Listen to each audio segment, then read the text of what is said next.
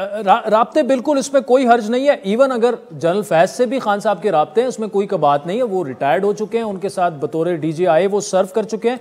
लेकिन सर, ये जो पीडीएम इल्ज़ाम लगा रही, कल मौलाना साहब ने जो इल्ज़ाम लगाया कि ये दोनों रिटायर्ड साहिबान जो हैं, जनरल फैज साहब और जनरल जो साकिब निसार साहब हैं चीफ जस्टिस, वो दोनों मिलकर इमरान खान साहब के लिए लॉबिंग कर रहे हैं उनके केसेस के लिए। इस पर पीटीआई का एक बाकायदा वर्जन नहीं आया। साकिब निसार साहब ने तो अपना कह दिया कि जी ये मज़ा का खेज बातें हैं, ऐसा कोई नहीं है, खान साहब से राब्ता भी नहीं है। पीटीआई इस पर क्या कहेगी? क्या राब्ते हैं इन दोनों से, और क्या केसेस में उनसे हेल्प ली जा रही है, उनकी एडवाइस ली जा रही है? फजलुर रहमान की हर बात का जवाब देना ज़रूरी तो नहीं है। फजलुर रहमान की किसी बात का जवाब देना भी ज़रूरी नहीं है। उसकी सियासत में तो वो पीडीएम का सरबराह है, बनता फिरता है, और जिस उस पीडीएम ने जिस मुल्क के साथ हशर किया है और उनको बार बार जो जमातें छोड़ के जा रही हैं, यानी कि पीपल्स पार्टी जो कि पीडीएम की एक बड़ी पार्टी थी, वो छोड़ के रोज़ कहता है जरदारी कि हम तो पीडीएम का हिस्सा नहीं है। तो मैं क्यों जवाब दूँ फजलुर रहमान की अहमकाना बातों का।